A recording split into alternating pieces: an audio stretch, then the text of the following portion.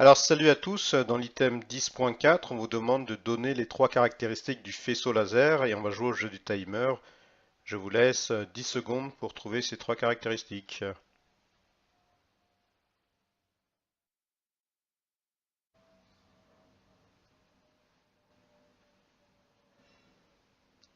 Alors correction, donc les trois caractéristiques sont que le faisceau laser, ou plutôt le faisceau laser est directif, c'est-à-dire que le faisceau laser utilisé par exemple en TP, vous avez tous déjà vu que c'est un faisceau qui est droit.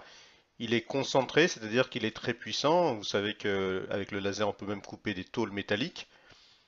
Parce qu'il possède beaucoup d'énergie, hein, la puissance est très élevée. Et enfin, il est monochromatique, c'est-à-dire qu'il n'a qu'une seule couleur. Alors ceux utilisés en TP souvent sont plutôt rouges, parce qu'ils sont moins coûteux que d'autres qui sont verts.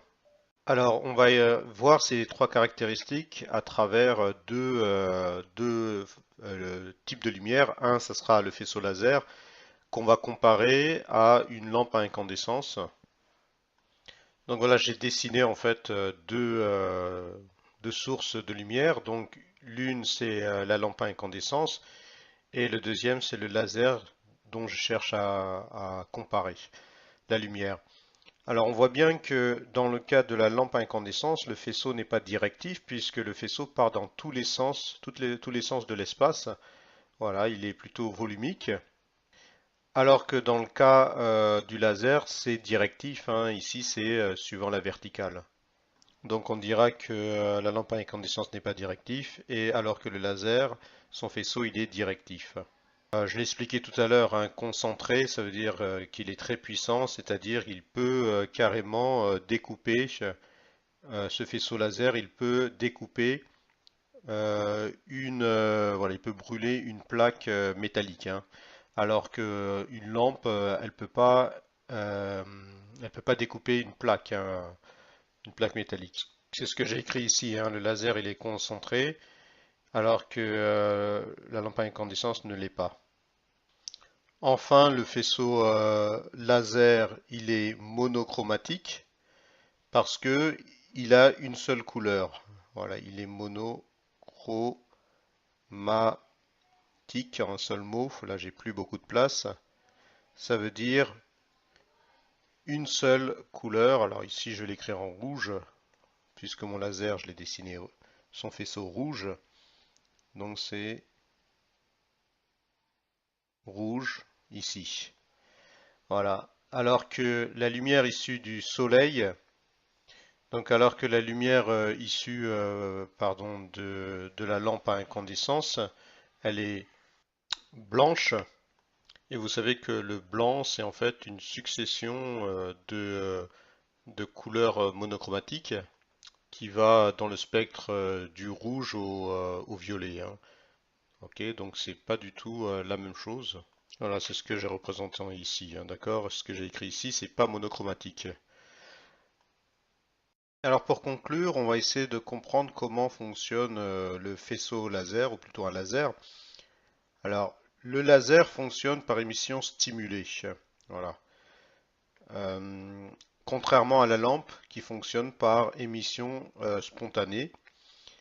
Alors, un atome du laser, exemple néodyme que j'ai représenté ici en bleu, se trouve dans un état excité, c'est-à-dire il se trouve dans un état haut.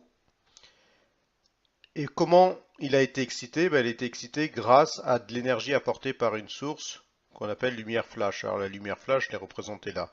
Donc cette lumière flash, en gros, elle lui donne de l'énergie à cet atome et donc il passe à cet état, à ce niveau d'énergie E2 qui est excité alors qu'au départ il était au niveau d'énergie E1.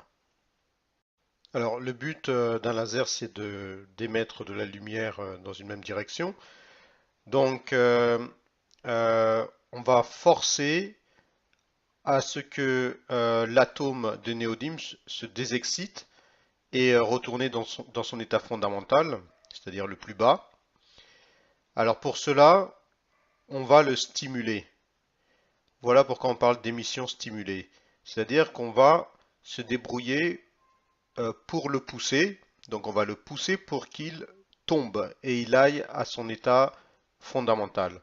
Donc en se désexcitant, donc en tombant, et comme toute émission, l'atome va émettre un photon pardon, clone de celui qui l'a poussé. Donc ce clone aura même direction, même sens et même énergie que le photon qui a stimulé son émission. Donc en clair, un photon qu'on représente par une petite vague comme ça va pousser cet atome qui est en bleu pour le forcer donc à tomber et à revenir dans son état fondamental E1. Et en le poussant, donc cet atome va retourner à son état fondamental, qui est le niveau E1. Voilà, c'est un peu mal dessiné.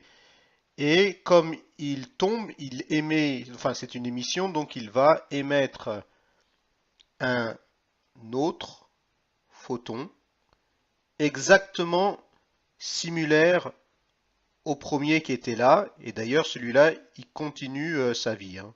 Donc à présent, on a créé un clone ici du premier.